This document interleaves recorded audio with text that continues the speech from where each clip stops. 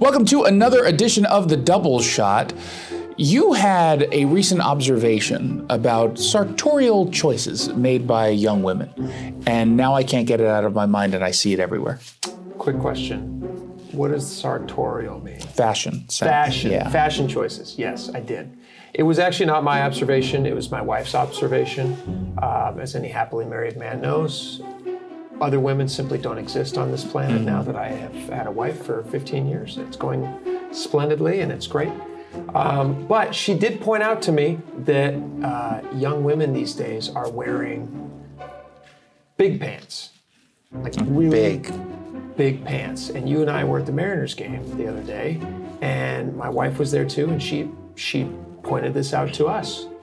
And then it's like a blind had been taken off our eyes. Mm-hmm. Suddenly we're looking around. That's all I saw. All you see. It's like when somebody says, slug bug. All you're seeing is slug bugs on the road. Then my wife says, big pants. Every single girl. But hold on. What age? Jeans. Big pants. Yeah, they're wearing big jeans. Big jeans. Big jeans.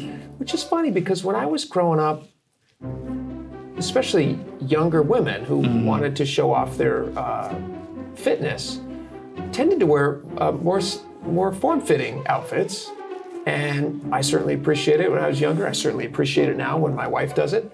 I'm kind of perplexed by the giant jeans. I don't understand them. I don't get it. I'm perplexed mostly because it's just ugly. And I don't understand how they don't see that it's just really off-putting. And is that maybe the move? Is to be off-putting, to try to lure someone in via your personality? No, that's for all of human history. That's not been what people tend to do. Well, ugly people.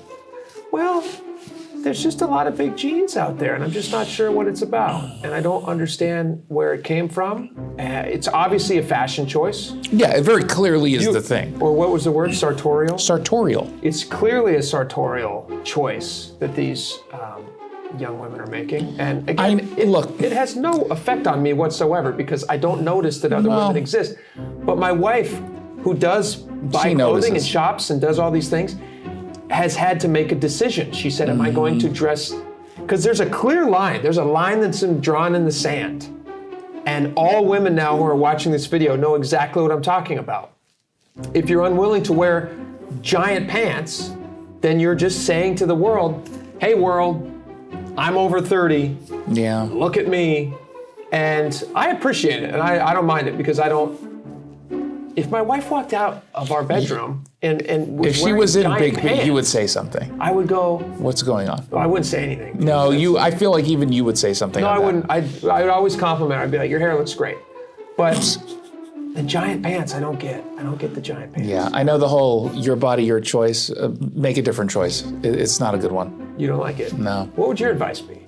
Because we do have a lot of younger viewers. Wear normal people clothing. Wear normal people clothing. Like wear your size, if not 3 sizes tighter. Here's a question. If you can. Here's the thing. When you reach a certain age, gravity sets in. Yeah, do it now. It becomes more difficult to do these things. So you have young people have a lot of health and fitness going for them. Generally, some people don't. I understand that. Whatever. But if you can wear different types of clothing. Mm-hmm. Do you think we're going to get some criticism from this? Obviously. I won't. Why won't you? Well, you're in a t-shirt. So they criticize me because I'm in a t-shirt? Question for you. Is this a fair criticism for you and I to make about this trend, this sartorial trend? What are they wearing it for? It's to get certain attention. That's why one adopts a certain fashion sense, and sometimes the attention is negative.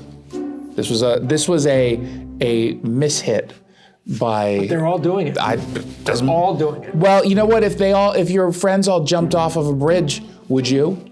In big pants, because it would just balloon you down. It would be a parachute. It'd be a parachute. You'd be fine. We'll see you next time. Hey, it's Jason Rantz here with Scott Rarucka from Legacy Group Capital. He's their CEO. So let's talk about someone who wants to invest in real estate. They don't quite know where to go, what to do, where to start, but they do know, obviously, that right now the market is really, really hot. So you're the place to do it. How do you help? Yeah, so how we help is, we've been investing in the greater Seattle area for over 20 years, and we have a a historical track record that is we're super proud of. Double-digit returns over time with no investor losses. And if you can find somebody else out there that's done that, you should probably talk to them. And how we really do it is we're lending on real estate, and we're also acquiring real estate and building it and developing it. All those things come out of a fund that people invest into. So there's lending and there's acquisition.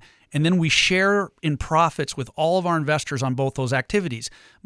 Jason, most people can't do that on their own. They're not going to go develop properties. They're not going to go be a bank and lend money. But they can jump in with us and they can be that developer and they can be that lender, but it's underneath our umbrella with a 20-year track record that's unparalleled to anything that you'll find out there. We've been told that we're one of the best kept secrets in the Pacific Northwest. I don't want it to be a secret. I want everyone to know just about what it is you do. The Legacy Group Capital family of funds offer short-term 90-day investments at 7%. Longer-term investments, they've averaged double-digit returns. Just go to legacyg.com.